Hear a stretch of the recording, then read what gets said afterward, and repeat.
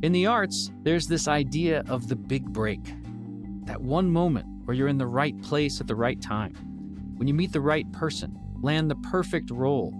When you get called up to stand in for somebody in that big performance. A moment that changes everything. It's sort of a fairy tale in the arts industry.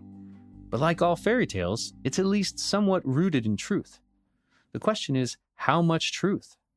If you pull back the curtain on these big moments, what do you find? Welcome to the Arts and Everything. I'm Brian Cole, Chancellor of the University of North Carolina School of the Arts.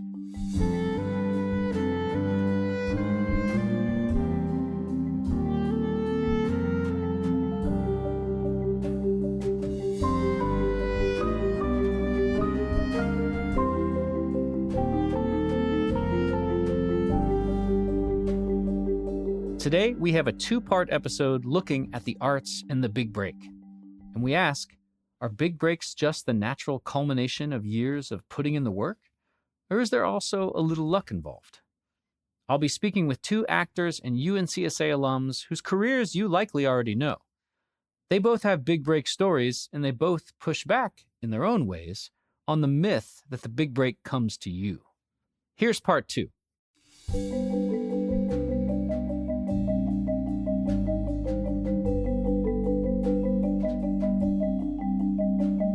Krys Marshall is quickly becoming a household name. She rose to fame in the Emmy-winning series For All Mankind as astronaut Danielle Poole, and now plays Special Agent Nicole Robinson in the Emmy-nominated series Paradise. On paper, Krys's big break moment looks classic. A last-minute audition, a life-changing phone call, and a role that turned into 7 years on a hit series. But Krys sees that moment differently. For her, it's not about being discovered. It's about preparation, agency, and trusting your gut.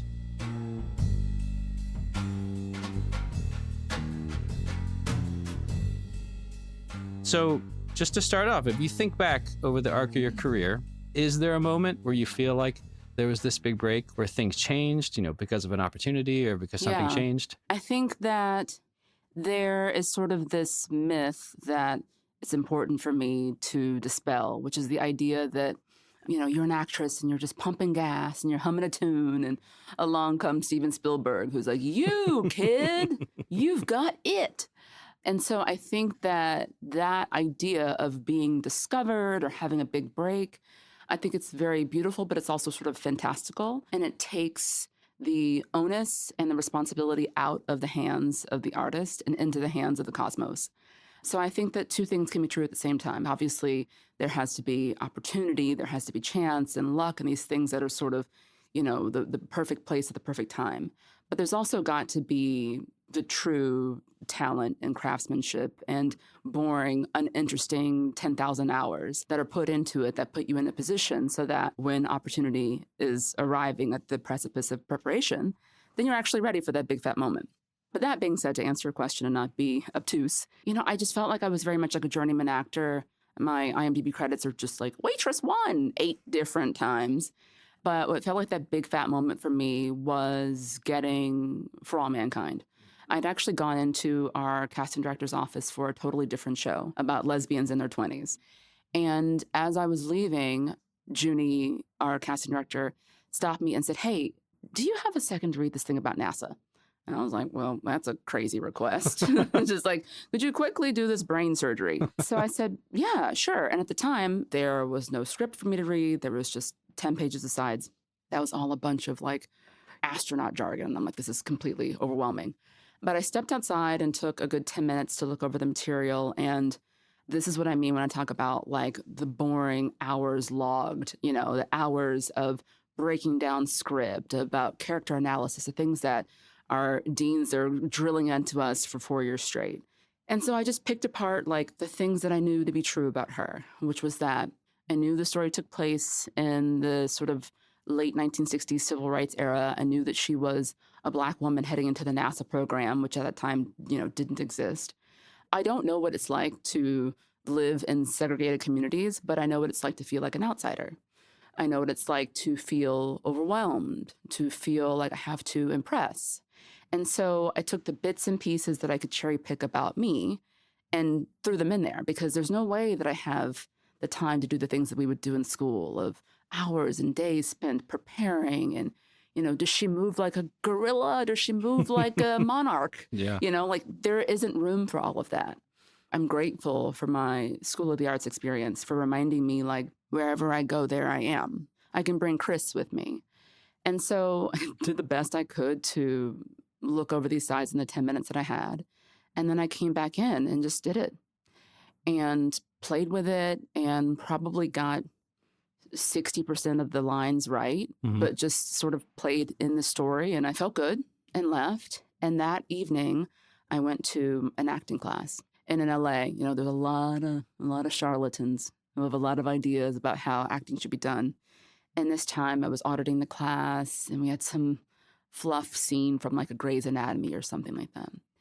And this teacher was just reaming me about how I'm not going to make it if I don't do this, if I don't do that. And, I know you're here to audit, but you need to get in my class as soon as possible. And for $1,200, you can take my 4-week intensive. And, of course. And I'm just there on the verge, lip quivering as this asshole tells me how I'm not going to make it. And then during the break, I check my phone and I see I have 11 missed calls. Wow. 11. And it's everybody who works with me. And it's like, where the hell are you? Call us back. Oh my gosh. So I step out and my manager is like, they want you. They put in an offer. You're going to start in 2 days. Like, get to a computer. We got to send you the DocuSign. And, there's this multi-page contract that you need to go over. Come on. Where are you? And I'm like, I'm in class. And they're like, I'm learning to act. Exactly. And they're like, well, get out. So I sneak back in. I grab my purse. I'm like, sorry, goodbye. And the next day, I was on the Sony lot doing a costume fitting. And the day after that, I was on set for a show that I would then do for 7 more years. And so, of course, there's still pain in my heart, feeling like, oh gosh, did I take that from someone else? This is the part you don't have control over.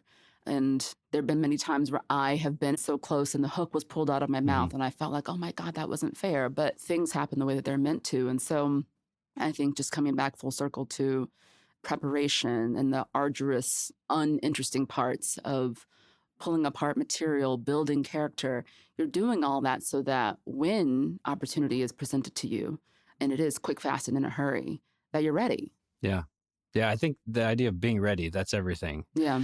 I very much respect the context you gave initially about the idea between a big break and the work it takes. And the idea of these big moments, these big breaks fits a big romantic narrative, for the artist and the career. But then when you're describing that moment where you're looking at your phone and those subsequent days, I'd imagine that definitely felt like a moment. And I can hear it in your voice when you describe it. Yeah. And, I also didn't know then what I know now. Right. Initially, the role was meant to just be a 3-episode guest star. Oh. And, in the first episode, I think I maybe had 3 or 4 scenes. But I was a steward of those scenes. I didn't see them as like, oh, I'm just playing this little small part, or I'll only be here for 3 episodes. I mentally was like, I'm in this world. I am in 1968 Houston, Texas. I'm believing in this world. I'm living in this world.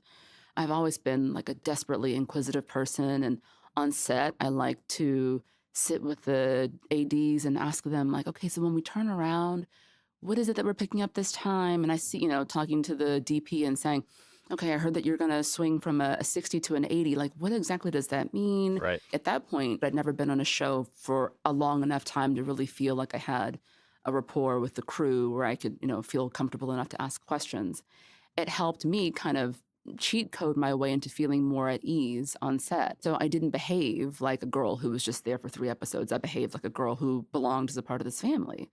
As time went on, they kept writing more and writing more and writing more until, I became the second lead of the show. Wow. I sort of hung in there like a virus. A happy virus. Well, as you said, you didn't know then what you know now, in terms of certainly what the experience has taught you, but didn't know that there was going to be more than 3 episodes. You didn't know that the show was going to go on to be the huge success it was. I mean, it's such a great show. When you look back on knowing what you know now and what this experience has taught you, what are kind of the unexpected challenges that have come from this kind of success? So something I had not expected at all is, when you're in a school environment, you're going up to do your scene work. And in that moment, your deans or your professors are watching your work expressly to give you remarks about your work. And so there is this sort of one-to-one exchange that you grow accustomed to, and you're at times putting a lot of responsibility on your superiors to guide you. Being on a TV show is the exact opposite. The director is, at the same time as he's watching your work, he's also looking at the art department and making sure, wait a minute, in the background, I see a copy of Time magazine from 1981. And no, wait, this scene is a flashback scene from 1974. Hey, can somebody fly in and pull out that Time magazine? And so here you are doing the performance of your life, and now it's all going to be redone because there was a magazine in the background that was not the right fit. I did not realize until I got in the business and started to work how little feedback you get. Oftentimes, if you're doing something that works, no one will ever tell you. And if you're doing something that doesn't work, oftentimes no one will ever tell you. They just kind of cut around you or they cut your scene out entirely. And so the director is both on his downtime or her downtime, thinking about the prep for the scenes that they have later on this week or for the next block of episodes. Mm-hmm. At the same time as they're talking to the writer about scene work that's being done tomorrow, at the same time as they're watching edits from yesterday's dailies that have come in on the iPad, as they're also hearing that the actress is arriving late at base camp, so we're going to have to move around the scenes because she's late to work. And so Krys Marshall's sitting here like, did you like the scene? Did you like my choice? I wanted to destroy him. And the director's like, I didn't notice. I'm sure it was fine. Let's move along. And so it took me some time. But I realized that it's up to me to decide that on this take, I'm going to eviscerate him. Now I'm going to try this again where I lure him in. Now I'm going to try this where I submit to him. I am on the hook for offering variations of this performance, variations of how I see her, so that I give the director, I give the editors, I give the post-production team an opportunity to carve out a full, fleshed out performance that I have no control over. So I can either go through the grocery aisle and put in 10 cans of, chicken noodle soup, or I can put in a can of chicken noodle soup and, a bunch of fresh broccoli and a handful of cilantro. Like, I'm still at the grocery store. I'm still operating within the realm of the world. I'm not making up brand new lines, but I think this is what smart actors do. And sometimes the director will say, ooh, a couple takes back, you did this and it was much more subtle. I love that. Stay in that pocket. Okay, great. But at least I'm giving them options to operate with. And no one told me, but it just didn't impress upon me how much responsibility I would have for my work until I got out there and had to do it on my own. That's a really fascinating insight into the process. Yeah. That wouldn't be evident to somebody. Mm-hmm. Certainly somebody outside of the craft. Are there times in your career where you felt you took chances or took risks that led to something? Yeah, huge. So when I did season 4 of For All Mankind, I spoke to my showrunners before the season started, and I said to them, I think that Danielle has to die. And it's like the craziest thing an actor could ever say to producers and showrunners, because most actors want to live forever and keep playing on that show. But I felt in my bones, like, personally, I want more to do than this story, which I've been doing for many years. And also, I think it could be a really cool thing for this world if Danielle dies. We talked about it ad nauseum and went back and forth. And spoiler alert, ultimately, I did not die. But when the opportunity came for me to either sign another long contract to stay on that show or do something else, I chose to do something else. I was making great money on a show that was well received. But in my bones, I felt like I've so thoroughly enjoyed this experience. And I also know that I want something fresh and something new. For such a long time, I assumed that where you meet the fork in the road is a bit more obvious, like, oh, this job sucks, or the folks I work with are mean, or this job's out of town. Like, there needs to be some reason why I walk away. And it just felt like I was holding on to a divining rod that was pulling me, like a magnetic pull in a different direction. So, of course, I talked to my husband about it, and he's like, you're crazy. Honey, we got bills to pay. What do you mean you want off your show? And also, did something bad happen? I'm like, no, I love it there, as I'm crying. I'm like, I love it there. but I feel it in my heart that there's some other thing I want to do. And so I finish For All Mankind season 4. And at the same time, my same casting director cast me in a pilot for FX. And I was like, I knew it. I knew something wonderful, magnetic, beautiful would come along. And then I go off to Vancouver to shoot this pilot. And it is so cool and so thoughtful and an amazing cast. And David Cornsweet was our lead, along with Lucy Hale. And, everyone's so cool. It was produced by Darren Aronofsky. And I'm like, I'm right where I need to be. I'm in the nook. I knew it. And we finished the pilot, and the writer's strike happens, and FX doesn't pick it up. And I felt like I had the ultimate egg on my face. I mean, I had a great job that I left for this magic carpet ride of a pilot that then went nowhere, and I've got a brand new baby. And so now I don't have a job. The industry is at a standstill. No one's working, no writers, no actors. I'm an idiot. And so I spent the strike both raising this brand newborn and also really lamenting some of my choices and feeling like I really chose the wrong horse. And unbeknownst to me, because of the strike, Dan Fogelman, the creator of Paradise, my current show, which is Emmy nominated, was in his downtime watching For All Mankind and loving my work and saying, man, Krys Marshall is really, really good. I wonder if she's available. Turns out I was. And so when the strike ends, I get a call from Tiffany Little Canfield, who is a School of the Arts alumni, and she says, Dan loves your work and wants you for Paradise. And I'm floored because, now I've got this little baby. I go and I'm terrified because I've not worked as an artist in this new capacity.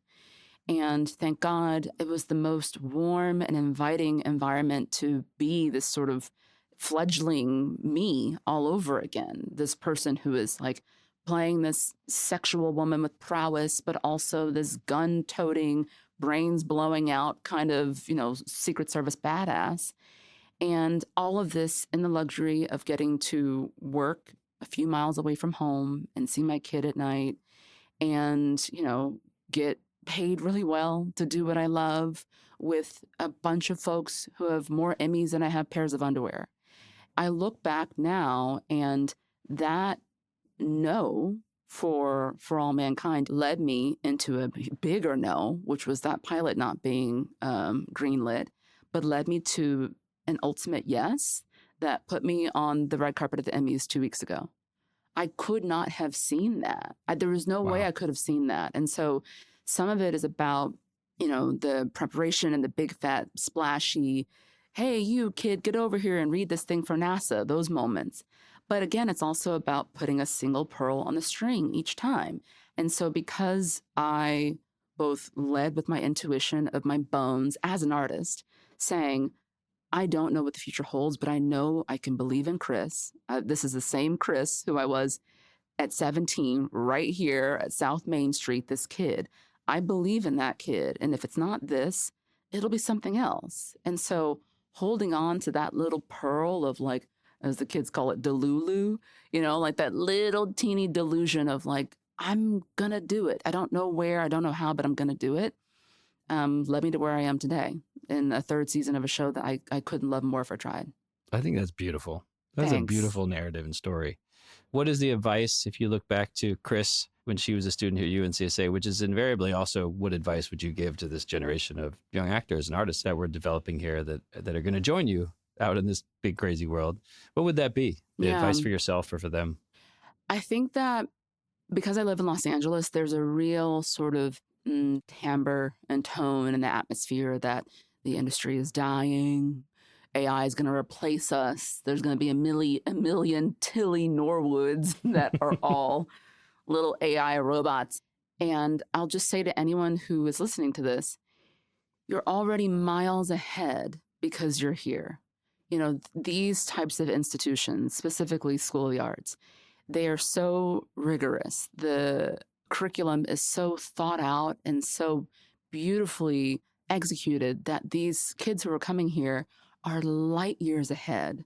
And I think that there is a limiting belief that I held when I was a student that the folks who make it, they are other. They are outside of me. They've got some it factor, and I'll just never have that.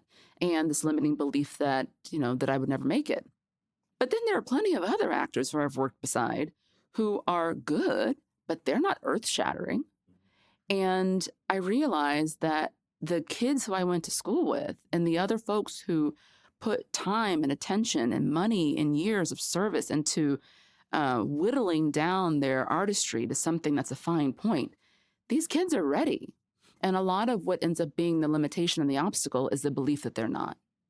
And so when you show up, whether it's an interview to work as a hostess or it's an audition for a series lead, I'm going to do this the way I like it, the way I feel good. I'm going to remain open and play and have fun. I'm not going to seek validation in this room. I have had a career that's been artistically fulfilling and also lucrative because I continue to operate with a sense of sort of just like childlike belief that it's just going to be okay. And so I think, whoever can hear my voice right now, if you can just hold on to the memory and this exact moment that you already are right where you need to be. You're with good people. You're learning from incredible people. And you're going to get out into this business and continue to do incredible work as long as you stay in it. And I think for me, the moments where I thought, I can't bend, I'm going to break. I got to get out of here. This is too tough. Those were always the moments right before the next windfall, right before some weird residual check came in, or right before some huge job offer came in. And I think just staying in it and knowing that it's a marathon, not a sprint. But I just wish that the little me knew how much I had in me starting off. You just made me think of one other question, not to do with this topic, but a lot of the discussion on our campus and the arts industry relates to artificial intelligence. Mm-hmm. And of course, a huge topic within the last strike and negotiations. I was wondering, you mentioned these, famous stories that we see in the media now about, AI characters and the topics that have come up that are concern for the creative industry. As an actor working within the industry in television and film, do you feel that there is this window or opportunity for how generative AI could be used as a useful collaborator within film and TV? I guess I'm asking to speak for you and also just kind of what you perceive within your colleagues and in the world. Do you see it as something to really fight off? Do you see it as something to really just be reused responsibly that has certain opportunities? Or, and of course, your opinion on this could change very much month to month as things evolve. But where do you kind of sit with that at the moment? Yeah, I think that for me, I feel like I have to focus my energy and attention on the things that I have control over. But I think the overarching fear that AI will replace us, I think is silly. In this moment right now, Brian, you and I are sitting here talking, and there is, without being woo-woo, there's a kinetic energy between us. Right. It's not the same as if we were in a Zoom. And so when you have a wonderful meal with friends and you've laughed and you've eaten, and then you look up and you see it's midnight and you go, oh my God, where did the time? Jesus Christ, I have work in the morning.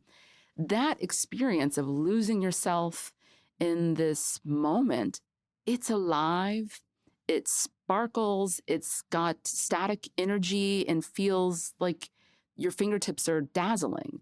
And when you experience that through art, whether it's film or music, the other night we were at a restaurant and they suddenly started to play live jazz. And I thought, oh my God, there's jazz. Like it just shifts. There's a difference between music that's played on a recording versus a live band striking up. There is no AI replacement for that feeling of realizing that a band started up in the room that you were in. I think as artists, coming back to both preparation and also an internal sense of knowing, we have to know in our bones that we are irreplaceable. We are. Another huge thank you to Krys. It was wonderful to have her on campus and sit down with her in our studio. In part one, we heard from Anna Camp about her own rise from Broadway stages to hit films and TV series. Both Krys and Anna shared these moments that define their careers. From the outside, they look like lightning strikes. An off-Broadway show where Mike Nichols happens to be in the audience. A last-minute audition. A gut instinct that pays off. But from the inside, these moments are built. They're built on years of training and 1,000 small choices. They're built on discipline and courage and countless hours of work. Like the old phrase says, luck is what happens when preparation meets opportunity. I'm Brian Cole. Thank you for listening to The Arts and Everything. We'll keep looking at these big break stories in future seasons, from filmmaking to music to behind the scenes. Until next time, take care and keep finding the arts in everything. The Arts and Everything is a UNCSA media podcast produced by Maria Wertel and Sasha Hartzell. I'm your host, Brian Cole. Katherine Johnson and Corey Kelly are our executive producers, and our associate producer is Louis Poor. Creative direction and design is Ali Myers-Gagnon, and digital strategy is Natalie Schrader. Music was composed by Krys Heckman and performed by Chris Heckman, Andre Vasconcellos, Mia K. Cardoza, and Gabe Lopez. Special thanks to Linda Shatar for all her help with logistics.